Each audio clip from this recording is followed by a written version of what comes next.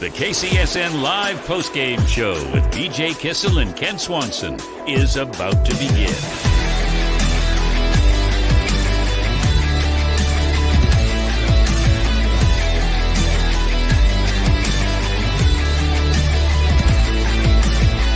The best postgame coverage you can find.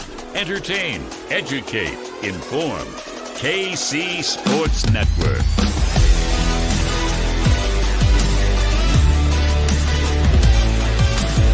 Live on the 101 The Fox Facebook page, KC Sports Network's YouTube channel, and tomorrow, well, wherever you find your podcasts.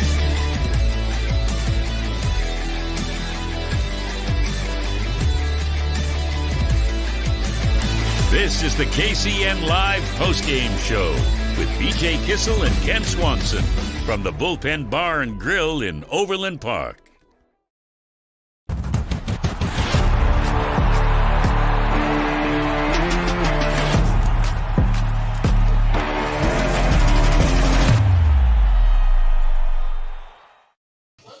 Cheers, buddy. Cheers. Not the way we wanted to do it, but the Chiefs got it done, winning 31-13 over the Washington football team to get back to 500 on the season. I'm BJ Kissel. That is Kent Swanson for those who weren't tuning in at halftime. A little bit different of a tone.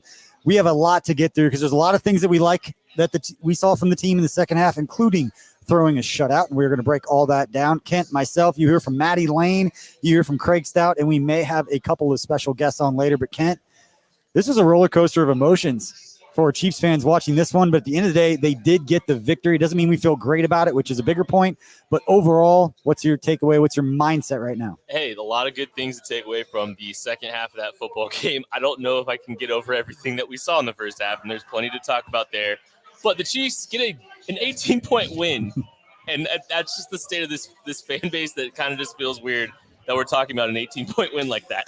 Yeah, that might be the most disappointing 18-point win that the Chiefs have had in a while, if it tells you where we're at. But we talked about it. We don't want to gloss over the fact that in a lot of aspects, the Chiefs don't want to feel good about this game. They did not play well.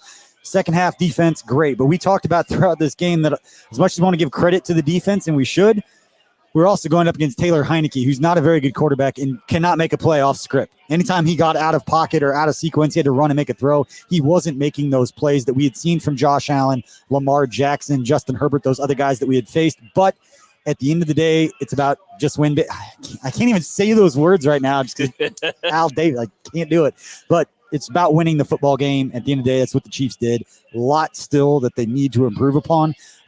But we are going to get to that, but right now we have to thank the Bullpen Bar and Grill, our sponsor right now for this show. Ultimately, we are going to be at the Kingdom Bar and Grill just down the road to be at 127th and Antioch in Overland Park. It is going to open hopefully within the next few weeks, but as of right now, we're at the Bullpen. Darren, Alexis, Dayton, they're all taking care of us. You're looking for a place to hang out, a cool sports bar. This is a cool vibe to come watch a game.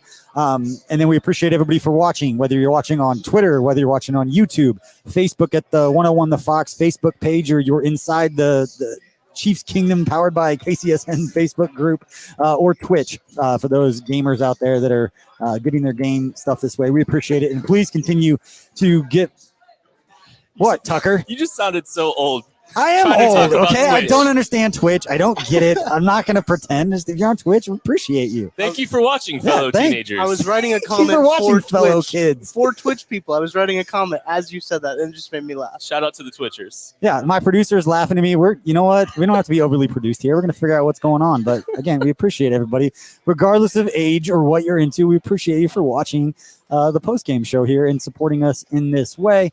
And again, please ask us your questions, send us your comments. As soon as we welcome on Craig, I'm going to play producer a little bit, and we will be throwing to Andy Reid's post-game press conference as soon as that comes up. Thanks to our friend at KCTV5. Okay, we talked a little bit about the offense. What's your number one defensive takeaway? Before we welcome on Craig Stout, what's your number one takeaway from the defense? Takeaways. They got their hands on the football a little bit. That was a big thing that the Chiefs really hadn't done a lot of, since week 2 against Baltimore. That's a big one. And, I think they were even in the turnover differential today, but that's an improvement. Turnover differential, Beach. Okay. the turnover differential was it was even today, and that's an improvement based on what they've had the last few weeks and in their losses. Yeah, and I'm curious because off the top of my mind, it's easy now or it's difficult now because there's so many things going on. Rashad Fenton.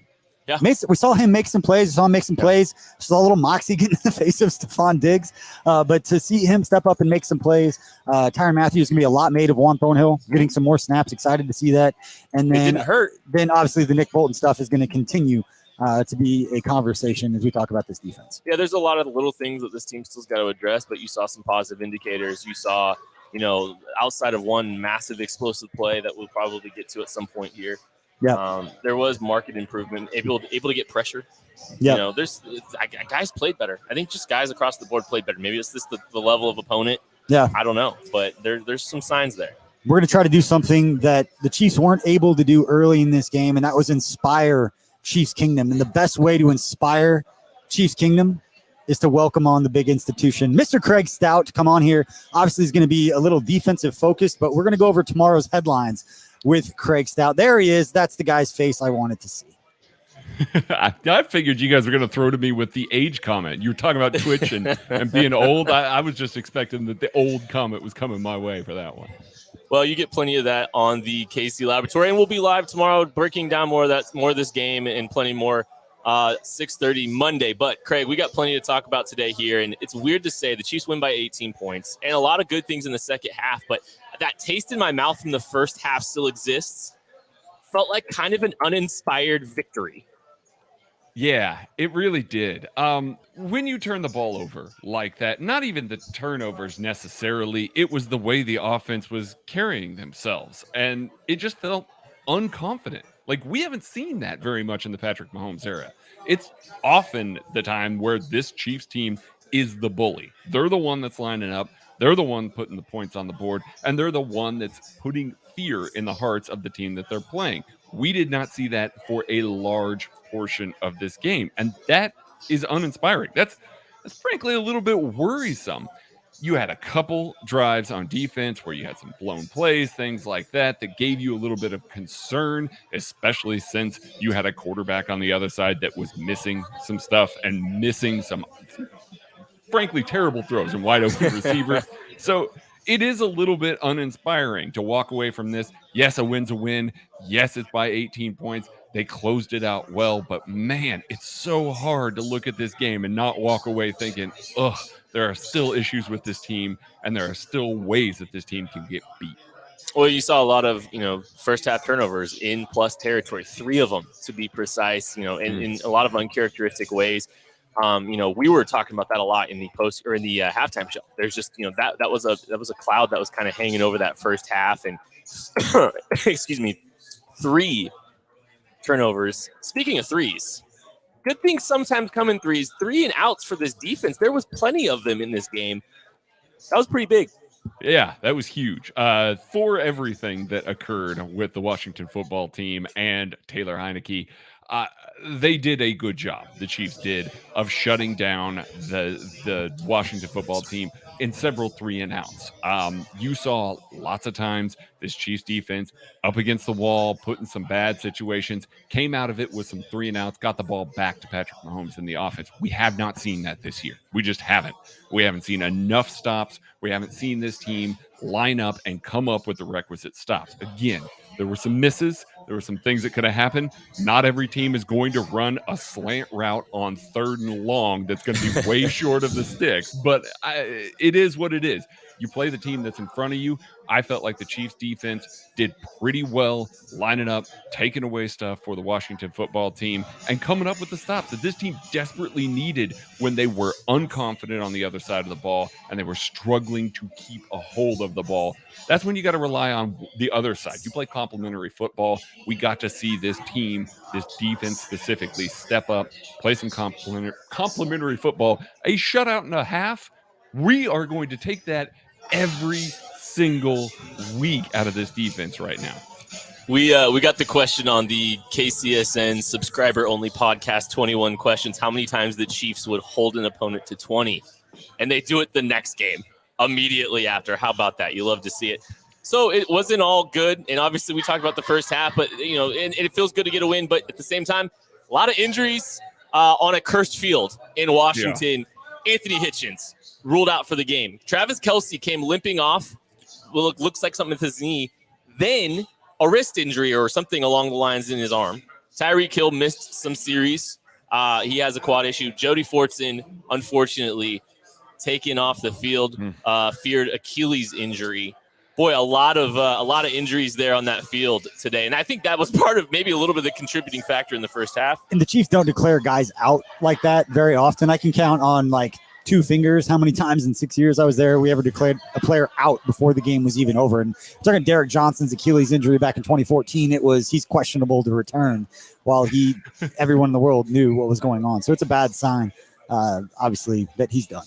So that you don't want to see that, especially for a guy. And you saw the pictures afterwards of all the people coming over to say, sorry, because those guys in the league, they know how much time. He's not a guy that just all of a sudden he felt like he came out of nowhere to a lot of fans. Guy had been in the system for the last few years on the practice squad, working his tail off to get that opportunity. That sucks to see.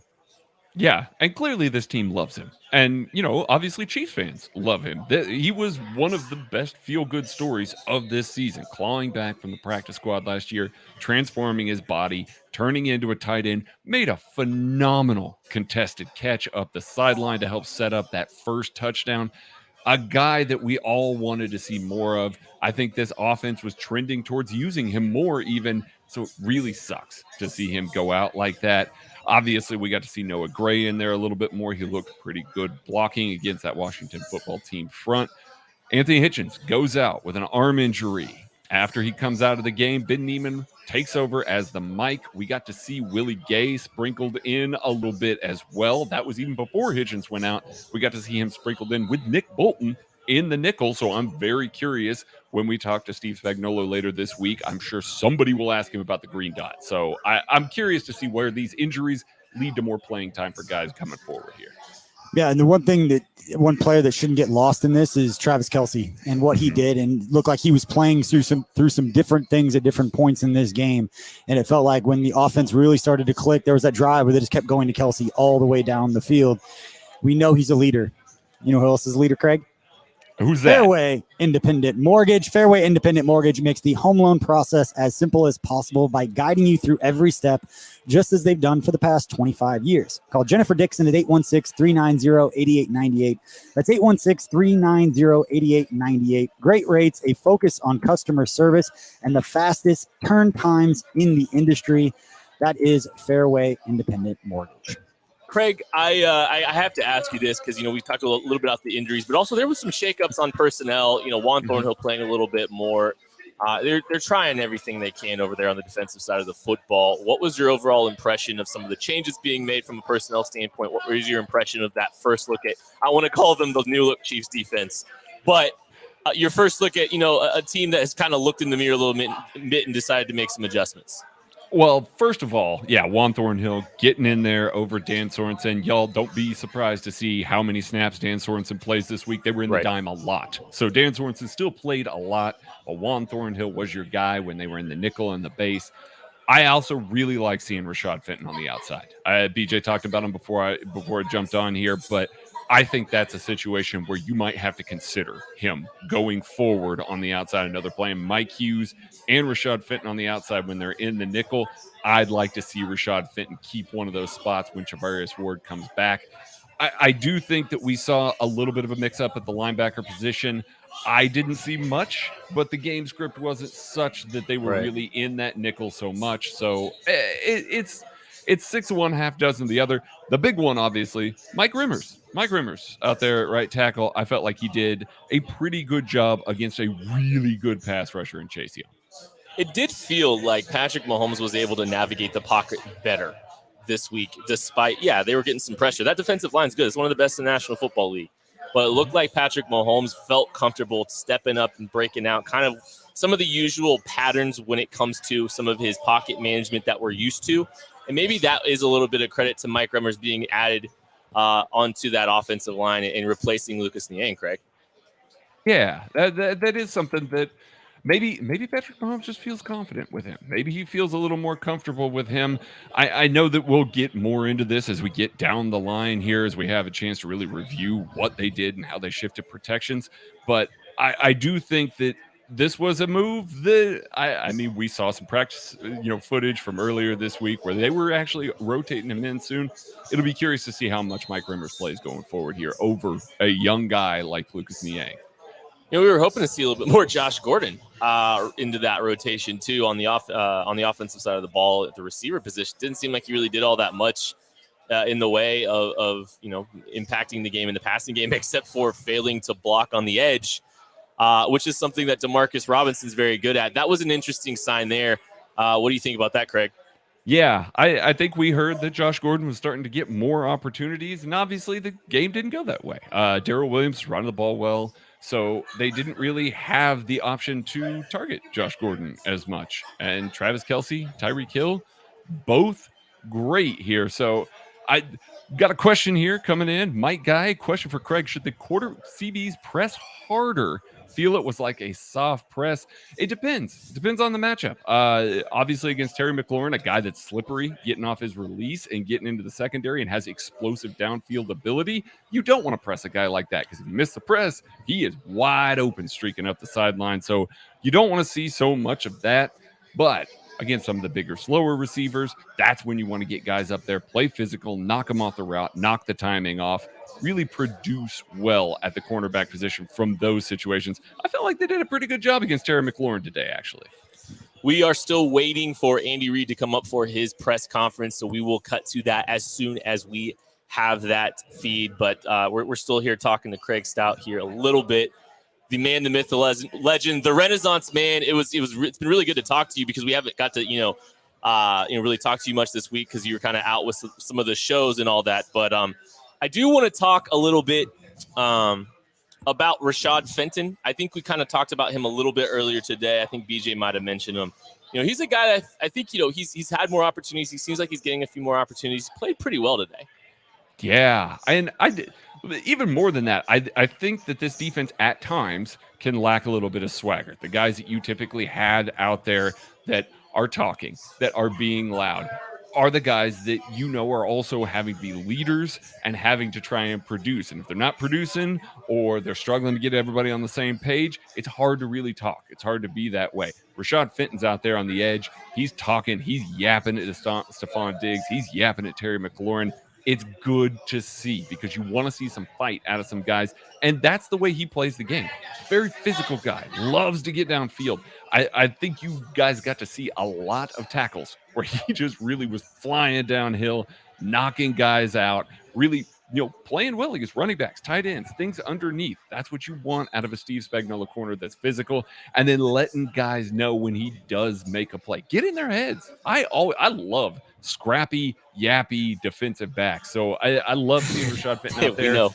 I have always condoned for him to play on the outside. So this is good. This is my dream for Rashad Fenton. Rather than playing in that slot, play on the outside where he can use that length, that physicality really well.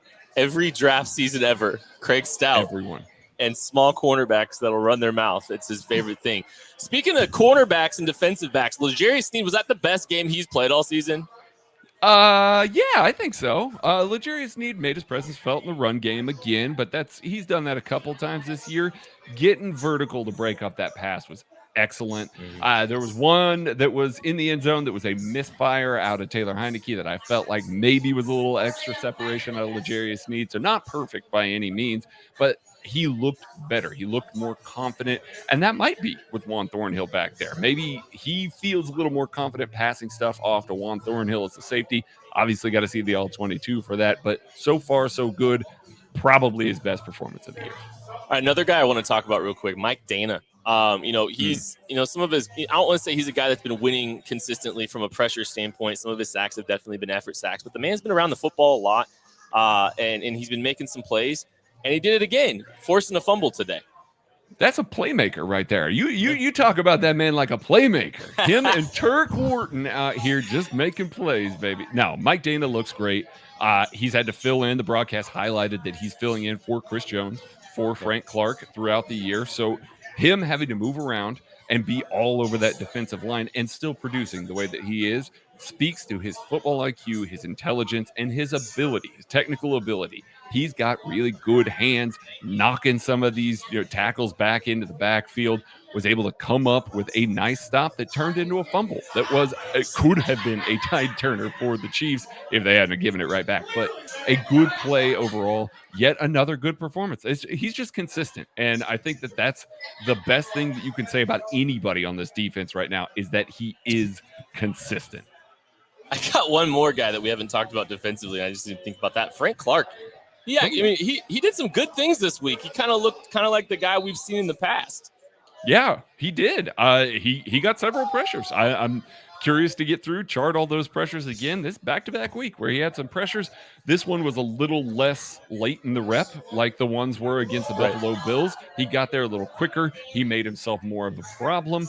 Overall, a step forward for Frank Clark. I want to see him and Chris Jones get back on the field together. I want to see Mike Dana sprinkled in. Jared Reed had some moments as well. I'm not saying the four-man rush is turning the corner by any means here, but you like to see those positive indicators against a bad offensive line. They were able to take advantage, force Taylor Heineke off his spot a few times. Positive indicators I was looking for, particularly from the offense. You and I were talking about this because I figured Washington was just done, so we actually disagreed. But we are going to do the Big Cedar Golf best drive of the game. And I was going to go with the defense to start the game with the 3-and-out because that was all the pressure. But Kent did talk to me into it. The final offensive drive, 15 plays, 96 yards, taking more than 7 minutes off the clock, ending with the DeMarcus Robinson touchdown. At the end of the day, that's what you're going to be left with as a Chiefs fan. That final drive converted, 6-7 third downs in a row. 6 third downs on that drive. I think it was like 8 or 9 maybe in a row even before that drive. So it was great to see that from the drive. What stood out to you in particular on that drive compared to what we saw the rest of the game? Well, I think there's a couple things. Patrick Mahomes looked like he had his swag back a little bit. So he was doing a lot creating outside the pocket, really good pocket navigation, felt a lot. It's weird to say a guy that was getting a lot of quick pressure during that series felt more comfortable, but the way he was navigating the pocket, it was more comfortable. There was a lot more confidence in what he was doing and how he was doing and how he was moving, and he was keeping his eyes up, seeing guys down the field a lot better. I mean, think about the throwback, to the middle of the field to Tyreek Hill that got called back eventually. That was a phenomenal play, but there wasn't just that play. There were several plays in that series that you saw him kind of creating, and then it's highlighted at the end by an outside the numbers throw to DeMarcus Robinson on a little fade route. On another third down conversion, the 6th third down conversion of the game. The Chiefs needed that kind of they needed that kind of drive. I don't care if they're up 2 scores and the game's kind of running out the clock. I don't care. Yeah. That front was definitely still coming, and they did a lot of good things in that series. That's something to build off of. If there wasn't so many turnovers in the red zone earlier in the game, right, you would feel a lot better about this Chiefs offense in the second half, especially the way Mahomes played in the second half. But especially that last drive was outstanding. Listen, at the end of the day, you might have a little bad weather. You might have a few interceptions, but you're still Patrick Mahomes. You still have him as your quarterback. Just like it might be a little cloudy. You might shoot a 95 out there, but it's still Big Cedar Golf. And right now we're going to throw you a little video to show you some of the highlights of what Big Cedar Golf and Big Cedar Lodge is all about. Big Cedar Lodge is quickly becoming known as America's next great golf destination with some of the best designed courses in the country nestled down in the Ozarks. It's exactly what you need when you know you need it. Ozark National, Big Cedar, Paynes Valley, Buffalo Ridge, Top of the Rock. There's a bunch of them down there. BigCedar.com. Plan your trip right now. I would love to shoot a 95. You're acting like a 95 is a bad thing. I'm praying for a 95. Remember the last time I've told this story so many times, go off script here. Last time we golfed and you hit one perfectly down this thing. And you're like, why can't I do that every time? And I was like, because you're not good at this. He's not wrong. I wasn't trying to be a jerk. It's like, well, if you could do it every time, then you would literally be a professional golfer. Be Tiger Woods.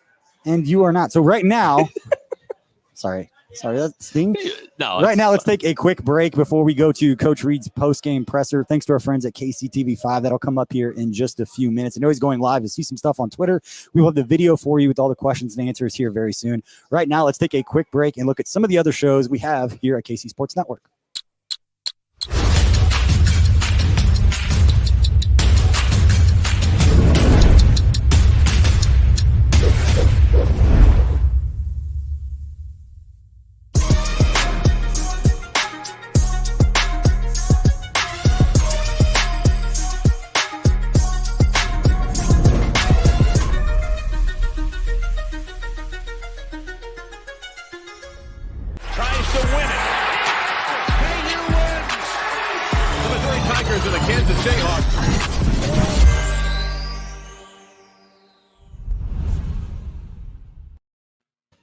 That right there, that last logo, 360 Vodka, is really helping us get through this. So we appreciate them, just like we appreciate the Bullpen Bar and Grill, and we appreciate everybody out there for joining us. Again, we will go to Coach Reed's press conference. Thanks to our friends at KCTV5 as soon as that feed comes through.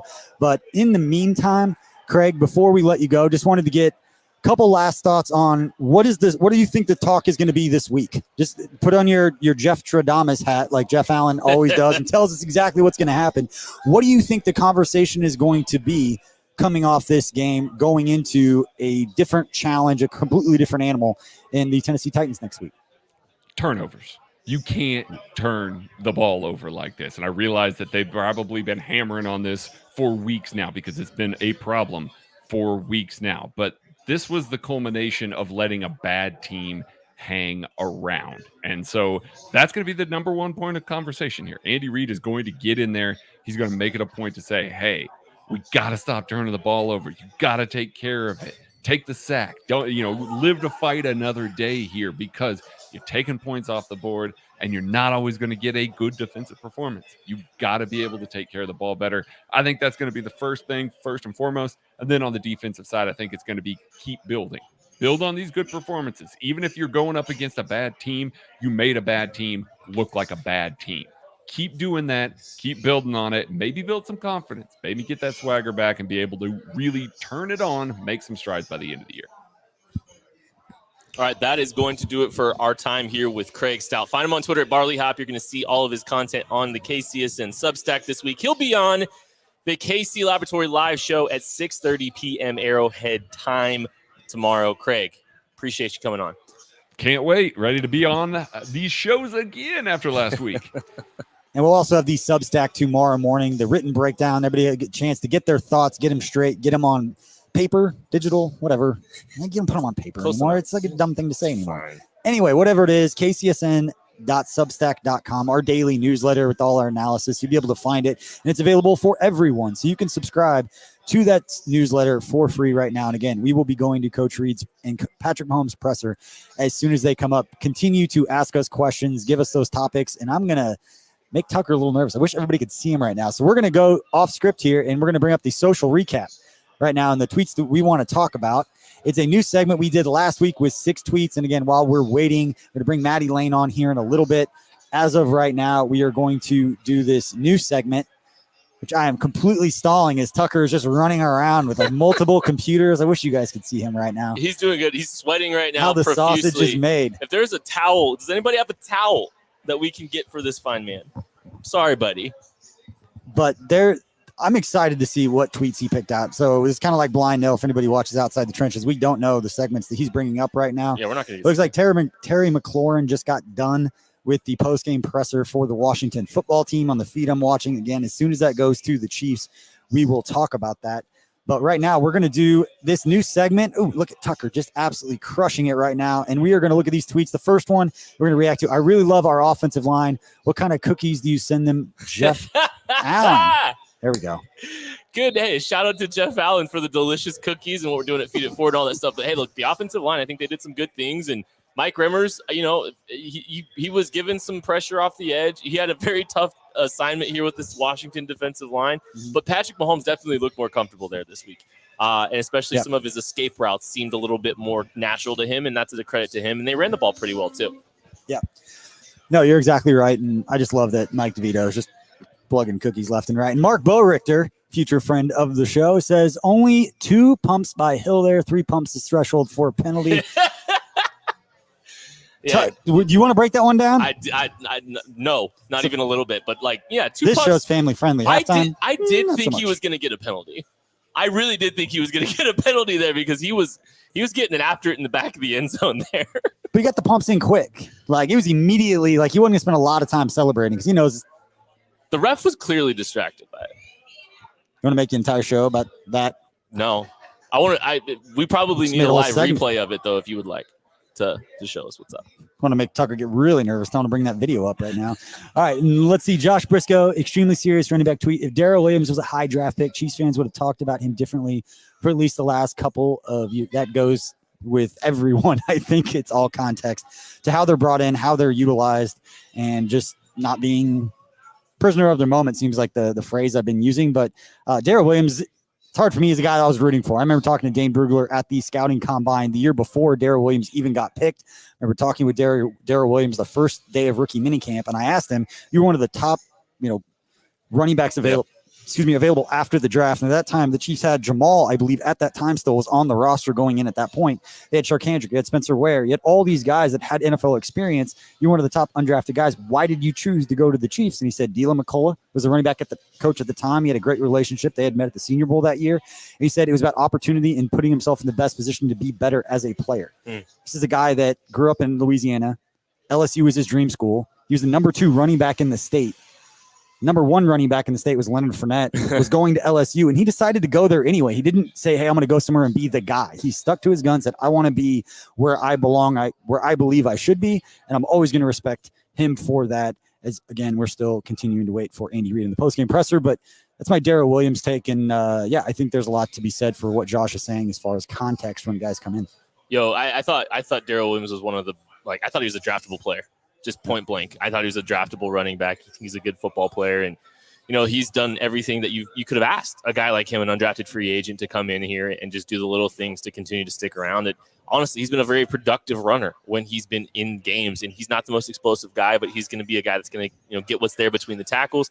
He may not provide you much in the passing game from a dynamic perspective, but you saw what he did today. I think he had an outstanding performance. And, he was trusted. You think about it in the playoffs last year. Clyde was hurt in the game against the Browns, and Darrell Williams carried the workload there, even with Le'Veon Bell there. Yep. All right, let's go to the last tweet. And this is very much like a Ron Burgundy situation, Tucker, because I'm just reading this. I have no idea what tweets you picked. All right. That's dumb. I said about Mahomes earlier, ignore me. I'm just typing faster than I'm thinking. He criticized it. Was Ryan I don't even Clark know the context of this, Patrick Tucker. Mahomes? So Ryan Clark was criticizing Patrick Mahomes, but then he said, yeah, that's some dumb poop emoji I said about Mahomes earlier. Ignore me. I'm just typing faster than I'm thinking. And that happened to be Was it after the interception? No. Well, he probably tweeted. I don't know the original tweet, but I know he tweeted that after Mahomes threw it across his body to Tyreek Hill on the play that didn't count. Yeah, the phenomenal third down conversion that only a few in the National Football League can make. Yeah, it's amazing how you could say which tweet was it about, because it's about the interception. Yeah, I think we could all agree that was just a horrible decision. Can I say something? I think that might have been the worst play of Patrick Mahomes' career. Can you find me a different one? Can you find me a worse play than that? Because that wouldn't make sense. He fumbles the ball. It's a 3rd and 1. They're in a short yard. He's playing under center, heavy personnel. Fumbles the ball out of on the snap. Is panicking. Rolls right and tries to throw a ball and flip a ball to Travis Kelce, but he can't even get behind the football. It just kind of flails in the air. We called an option like the game he came back after his knee injury a couple of years ago. Just call him. Nothing bad happened. I'm thinking. You asked a question. I'm still processing the answer. I was like, there's been a dumber player than that. I don't know. That one was really bad, especially given the context of the situation and what this team's been doing for the last 5 games. I don't know, man. All right. Those are the 4 tweets that we wanted to react, that Tucker wanted us to react to. And we appreciate that, Tucker. So right now, let's just bring Matty on as we're still waiting for the post-game presser. Let's bring Matt Lane on and get into some of his more detailed key observations from this game. And there he is right now, Matty Lane, Chief in Carolina. You can also find his analysis tomorrow morning on our daily newsletter at kcsn.substack.com. You can find him twice a week on the KC Laboratory. Matty Lane, how are we doing today, bud? Doing a lot better this week compared to last weekend. I'll tell you guys that much right now. I can't hear him. Well, can we hear you? Hopefully you guys can hear me. I'm going to keep talking until then, but I'm doing a lot better than I was last weekend after the Chiefs game, after we went through an hour-long rain delay than just to watch the Bills game. So, yeah, I'm doing good. So we got done just now talking about probably the worst play of Patrick Mahomes' career. But, man, besides that, the second half, the response, he looks so much better. He looks so much improved. It kind of looked like he got his confidence back a little bit. No, absolutely. I have a similar kind of tweet situation that Ryan Clark did there, where he calls him not a Pro Bowl quarterback, looking like a Pro Bowl quarterback this year. And I had tweeted out around halftime that Patrick Mahomes wasn't looking great this year. He looked uncomfortable. He just wasn't playing well. that second half rolls around. I mean, you got confident Patrick Mahomes again. Yeah, the play calling was quick. The ball was coming out fast. But when Mahomes did have to scramble and when he did throw, I think I put this in, kind of a message somewhere, he was throwing with his chest again. He was just throwing confidently. The ball was coming out with speed. He was throwing it with the swaggers that we're used to Patrick Mahomes playing with. And it was nice to see it because I think that's been missing, since about week 2 or 3, really. He's just looked a little more timid, like he's trying to place the football around. So I like seeing it. It was good to see coming out. The ball came out with emphasis, and some of those third down conversions down the stretch were amazing. There seemed to be a little bit better, I don't want to say better vision down the field, but it did look like he was kind of seeing things down the field a little bit better when stepping out of that pressure. And maybe that is just a credit to some of moving on and grabbing Mike Remmers and throwing him into the offensive line mix there. Maybe that was part of the solution there, because he did look confident. His escape routes and his downfield vision in scramble situations looked a lot better, Matty. Yeah, and I think you saw a lot more in this game, and this is without watching, the All-22. It looked like he was able to escape out to his right underneath the right tackle a lot more, so he was able to go between Trey Smith and Mike Remmers a lot more than I think he's felt comfortable doing with Lucas Niang. There's been some plays where Niang has given up his inside shoulder late in plays, and I think that's kind of messed with Mahomes' comfort escape routes.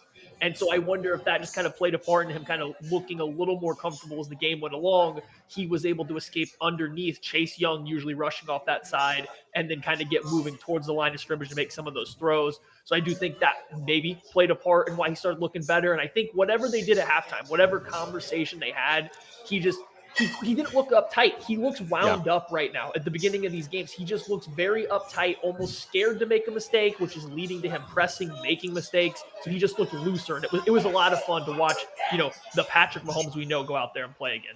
From the KC Sports Network Twitter account, Patrick Mahomes in the second half today against the Washington football team, 19 of 24, 175 yards and 2 touchdowns. That'll play, Matty. That's what we want to see.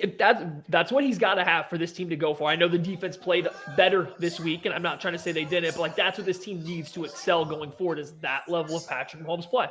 All right, we got to talk about Darrell Williams. We got done talking a little bit about him, and the stat line doesn't look great. 21 carries, 62 yards. It seemed a little bit better than that from a Darrell Williams, but he did finish with 2 touchdowns in the end zone. What did you think about him?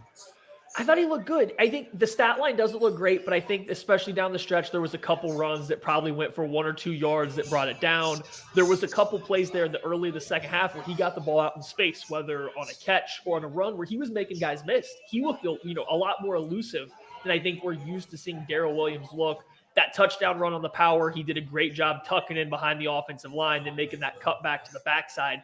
So he did good. He did everything you wanted to see out of him, and maybe more, just how good he was in the open field. The one thing I'm really interested to see, though, what is the zone versus gap or man scheme run breakdown? Because it looked like there was a lot more pulling linemen for Darrell Williams, and I think that's smart. That fits his running style, but I would argue it fits Clyde Edwards-Helaire's too, so why would there be such a discrepancy? But I think it was a great game for him. The Chiefs didn't seem to be missing anything with him out there today. The funny thing is the Chiefs averaged under 4 yards per carry in this game. That's including Patrick Mahomes running and scrambling for 31 yards on 3 carries. And, we kind of talked a little. Oh, you got something, Beej. I just have a stat. Oh. You know how you don't give up 90% of touchdowns inside the red zone? You don't allow the team inside the red zone. The Washington did not run a play inside the red zone. That is correct. Game. That is crazy. Good. That's play. That's it. You guys get back to your analysis. That'll make all it. I got. That'll help. That'll help the red zone defense. And we can talk about the defense too, actually, Matty, because there's a lot of layers to this conversation. I think the defense, you got to be happy with how they performed overall. They tried to mix some things up. They tried to shake some things up. They probably had a lot of honest conversations within the building this week, and it seemed to work. The shakeup kind of seemed to work. But just from an energy perspective, even it seems like this team played a little bit more energy on that side of the football than they have all year.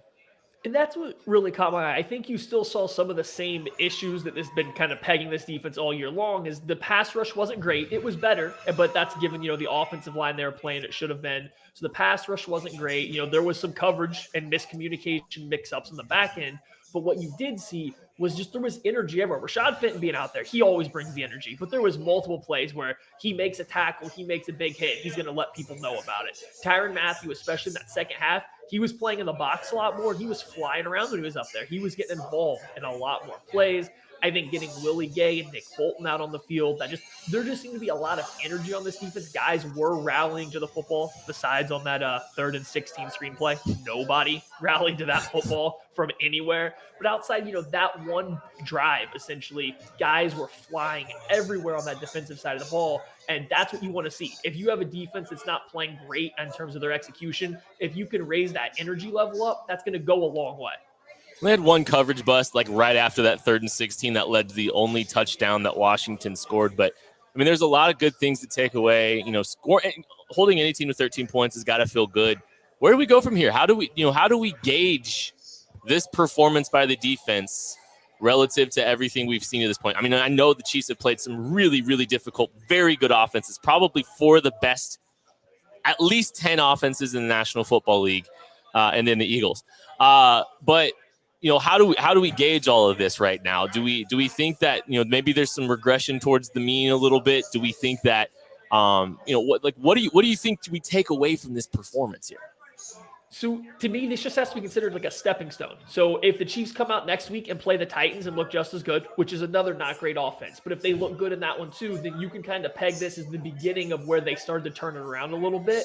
What you can't have, though, is a regression back to what they've been the first 5 weeks. If this same team goes out there next week and you see a lot of the same stuff that you saw for the first 5 games, then I don't know if it means much. It's just they played a beat-up team that had essentially one offensive player and a third string quarterback trying to make plays, and they did what they should have done. But if you get to that Titans game, the energy level's still there. Guys are flying around. Maybe they are turning the corner to where they at least are getting themselves to play hard at the very least. One thing we probably aren't talking enough about right now is the fact that the Chiefs didn't have Chris Jones again this week. I mean, the Chiefs didn't have their best defensive lineman playing, and arguably their best defensive player, if not their second best defensive player. This is a game the Chiefs held, Washington to 13 points. Even garbage time, they didn't get much of anything, and they did it without Chris Jones. Yeah, and the Chiefs have had Chris Jones and Frank Clark play together once this year, and neither guy was particularly healthy for that week. I think both guys, were limited in practice leading up to it. So we haven't gotten the, A-team Chiefs defense yet. You really have not gotten the best personnel that they can put out there. So you just have to hope that he gets healthy, that Risk gets feeling better. The rest of these guys, Jaron Reed, Derek Nottie, keep, playing well, staying healthy, and you get all these guys out there at once because there's talent there. They just have been struggling to put it all together so far.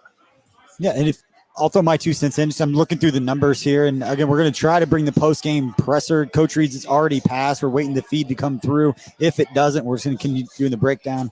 But here's some of the numbers from the second half. You're looking for a reason to be optimistic or positive as a Chiefs fan. Patrick Mahomes, I think you mentioned it, 19 of 24 for 175 yards and 2 touchdowns in the second half. Chiefs go 8 of 10 on third down offensively. Defensively, held Washington to going 1 of 4 on third down in the second half and held Washington to 76 yards of total offense in the second half as part of that shutout. And then offensively came out, put 225 yards on the board, put up points in the second half, outscoring Washington 21-0. So if you're looking for something if you go from halftime to the end, you'll feel good about where you're at as a Chiefs fan. Maybe they can take that into the game against Tennessee. I'm looking for it. I found it. I got another little ray of hope here. That was the fewest points Washington has scored all year. Who else have they played? So they played the Bills. They scored 21 on the Bills. They're better than the Bills. Yeah, if there's one takeaway from this, it's that the Chiefs are better than the Bills. The Chiefs defense is better than the Bills defense. Yes. Yeah, very clearly. The Chargers, the Chargers held them to 16. The Bills held them to 21, and the Chiefs held them to 13 and a second half shutout. That'll play. And hey, look, they hopefully there's a lot of angst here in Kansas City because the expectations are so high for this football team. But there's still plenty to talk about here because Chris Jones wasn't playing, and there could be a little bit more help on the way here. Maybe a little bit more pressure along the interior. Matty, we haven't talked too much about Deshaun Wharton. Oh my! It's pro Tucker. Tucker, you do a great job, man. Tucker, you do a great job. It's about Twitch, so I had to bring. You're great. Thanks. Thank you, guys. That's it. Appreciate it. Matty, I want to talk about Deshaun Wharton. Had a phenomenal interception, but overall, your thoughts on his performance today? Yeah, I think he kind of goes in with that other group of guys in terms of just the energy level was raised. I haven't seen the snap counts yet. It's going to be a little bit until we do, but I would feel like he played a little bit more. They were mixing him in at defensive end, it seemed like a couple times, and he's a guy that always plays his motor runs hot, and so you got to see that for much of this game, and I think that really helped this defense chasing some plays down to the edge. We're talking about the interception. He jumps up, he doesn't even swat the ball down. He just steals it out of midair and sends it against the offensive tackle's shoulder pad to pick it off. And so just bringing that energy, bringing a little bit more athleticism along that defensive line, I was happy to see him play more, and I hope it continues because I do think that he can provide something for this team that only Chris Jones can as an interior defensive lineman. One of the OG Chiefs Twitter guys, solely Chiefs, is at the game, and he said Tershawn Wharton looks bigger in person, which is kind of a funny statement because you put him up against a guy like Chris Jones, he may not look like the biggest dude, but that dude is absolutely jacked. He's like a muscle hamster. No, and that's one of the funny things. You see pictures of him by defensive ends, defensive tackles, and you're not sure which room he goes to because he doesn't look the same size. But when you see him in person, it just seems like he's a guy that does jump off the field too. He looks like a guy you get off the bus early on. All right, we can find him on Twitter at Chief in Carolina. Matty Lane, we're going to have plenty to talk about on the KC Laboratory Live episode tomorrow. We're going to have plenty to write about this week. It's going to be I'm interested to see what you're going to be talking because there's several things that you could be covering later this week. The draft? Oh, sorry, we can't do that. We won. We can't talk about the draft. Sorry, that was the first half talk. Sorry, guys. Yeah, if they won, if they won, it was draft miss like that. It was going straight to draft miss 2 and 4. If they lost, it was going to 2 and 4 draft miss. It's time to go. All right, guys. Thank you for having me on. Hopefully we can continue this streak. Hopefully this is the beginning of a streak now for the Chiefs. All right, Matty. Thank you. All right, so Matty Lane, we are going to be on the KC Laboratory Live show, 6:30 p.m. Monday. It's going to be on YouTube, Twitch, Facebook, Twitter. You're going to find it everywhere that we do live shows. And so we're running a live show on Mondays. Outside the Trenches, running a live show on Thursdays. So make sure you're checking those out. We just can't talk about Twitch now without me laughing because I feel like I'm too old. I was wondering why you're laughing. Because you get the smirk across the thing from Tuck here. No, we appreciate everybody for tuning in. Again, we thank you for the Bullpen Bar and Grill for taking such good care of us here each and every weekend. We'll be at the Kingdom Bar and Grill here real soon as we do this last segment here. We kind of put a bow on this game because at the end of the day, it's about winning a football game. Chiefs did win 31-13. And as much as we were disappointed by what we saw in the first half, just brought it up and I'm starting to convince myself we did see what we wanted to see in the second half from this team. They came out and bopped the Washington football team. I know it's good. That one sticks. They came out and did exactly what they were supposed to do. And next week's going to be a huge test going up against Tennessee, one of those above average football teams. I'm not going to call them one of the elite teams in the AFC based on what we've already seen, but it will be a better barometer because I think Ryan Tannehill was able to make some of the plays that we didn't see from Taylor Heineke. So you just want to see him stacking performances, get a little bit better in certain areas. And you're mentioning some of the guys like Tershawn Wharton, some of these guys that we need to step up and make big time plays while Chris Jones is not in there because it's a scary thing if this defense is this reliant on Chris Jones getting some pressure and doing some things up front. Yeah, we'll see if they can continue to build on this performance. They stopped the bleeding. I think that's a way of putting it. They didn't stop the bleeding until the second half of that game. So hopefully they're going to continue to stack good performances. Things start making a little bit more sense from a big picture perspective. Complementary football. You said maybe Chris Jones getting back into the mix. Maybe you're able to get more pressure with 4. There's a lot of things that can happen here. But they got to just start stacking wins. They got to put good days on top of each other. It was half a good day, I think. I think that's a fair statement. The Chiefs were down, 13-10 in the first half. That second half response, maybe that's kind of the moment that kind of flipped this defense or flip this team. Defense too. Flip this team on its head and kind of put them back into the team that they are. Patrick Mahomes sure looked a lot like the guy we're accustomed to seeing, and so let's hope that's what we see moving forward from this team. Yeah, I hope. In a month, we're talking about this game and that halftime switch over for a lot of different reasons. We've done that ad nauseum from the 2015 season. They started 1-5, and then they won 11 straight, including that playoff game down in Houston. And that started with the win over the Pittsburgh Steelers. And I'll never forget that because I talked about it all the time for an entire season of this is the point at which things kind of changed. And we're going to say wake up call and all these things, but were they feeling themselves too much? And was this the rock bottom point of where they all looked at each other like, damn, like we can't play well and still not go out and bop a Washington football team I keep using it. I'm sorry. But is this the point that we can keep talking about of whatever they said at halftime, whatever happened in Washington at halftime, now we're seeing the team play at the level that we expected them to play from the beginning of the season? Right. And we'll find out. And I think it starts if this team, and I'm not trying to preview the Titans game too much because the game just happened, but hey, look, don't turn the football over in the plus territory. Like, just fix that one issue, and you're probably going to win against Tennessee. You're probably going to win against a lot of football teams because that's how good this offense is. That's really the margin that just needs to be created. I think they can deal with the defensive issues moving forward, too, if that happens. But let's just see what happens moving forward. And it's got to start on that turnover margin. That's the big factor in this game. And the Chiefs were able to turn over Washington a little bit late. That was a good sign. Yep. All right. Patrick Mahomes finishes 32 of 47, 397 yards, 2 touchdowns, 2 interceptions.